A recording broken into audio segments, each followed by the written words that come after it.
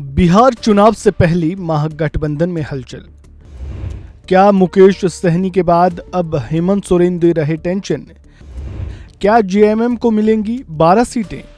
बिहार विधानसभा चुनाव ज्यों-ज्यों नजदीक आ रहे हैं वैसे वैसे महागठबंधन की टेंशन बढ़ती जा रही है। पहले राज्य की 243 सीटों में से 60 सीटें मांगकर बीआईपी के अध्यक्ष मुकेश सहनी ने टेंशन दी। अब जेएमएम से हेमंत सोरेन ने नई डिमांड रख दी है। झारखंड सरकार में काबिज झारखंड मुक्ति मोर्चा के नेता चाहते हैं कि बिहार में उन्हें महागठबंधन में 12 सीटें मिलनी चाहिए। वहीं सहयोगी दल की इस मांग से महागठबंधन के नेताओं को चिंता में डाल दिया है। खासकर तेजस्वी यादव की इससे परेशानी बढ़ सकती है।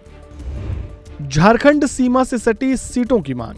जेएमएम पार्टी झारखंड बॉर्डर पर स्थित सीटों पर अपनी दावेदारी पेश कर रही है। दरअसल झारखंड में भारतीय जनता पार्टी को विधानसभा चुनाव में पटखनी देने के बाद अब जेएमएम की नजर बिहार के सीमावर्ती इलाकों पर है। बताया जा रहा है कि सीएम हेमंत सोरेन की अगुवाई में पार्टी ने बिहार विधानसभा चुनाव को लेकर अपनी रणनीति पर काम भी शुरू कर दिया है। महागठबंधन में जेएमएम सीटों की मांग कर रहा है। इनमें झारखंड सीमा से सटी हुई चकाई, झाझा, सिमुलतला जैसी सीटें शामिल है। इनमें से कुछ इलाकों में जेएमएम का जातीय और सामाजिक आधार भी मजबूत है। जेएमएम के महासचिव सुप्रियो भट्टाचार्य ने तो चेतावनी भरे लहजे में ये भी कह दिया है कि यदि इस बार भी जेएमएम को नजरअंदाज किया गया तो इसका असर झारखंड में गठबंधन की सेहत पर भी पड़ सकता है। आपको बता दें कि झारखंड में आरजेडी का जेएमएम के साथ गठबंधन है। 2020 में बिहार में जेएमएम ने चुनाव लड़ा था। 2020 के चुनाव में भी जेएमएम ने बिहार में अपनी किस्मत आजमाई थी, लेकिन वो कोई भी सीट जीत नहीं पाई थी। हालांकि 2010 में पार्टी ने चकाई सीट से जीत दर्ज की थी।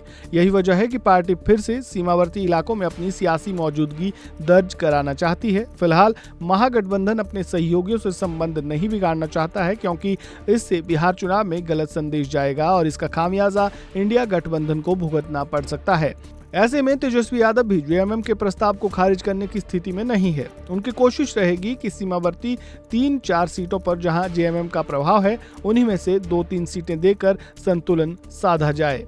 वैसे भी बीआईपी के अध्यक्ष मुकेश सहनी महागठबंधन और तेजस्वी यादव को पहले से ही राज्य में 60 सीटें मांगकर टेंशन दे चुके हैं। हालांकि मुकेश सहनी का पहले से ही गठबंधन बदलने का इतिहास रहा है। उन्होंने 2015 में बीजेपी के लिए प्रचार किया, महागठबंधन के साथ 2019 और 2024 के आम चुनाव लड़े और बाद में एनडीए में शामिल हो गए।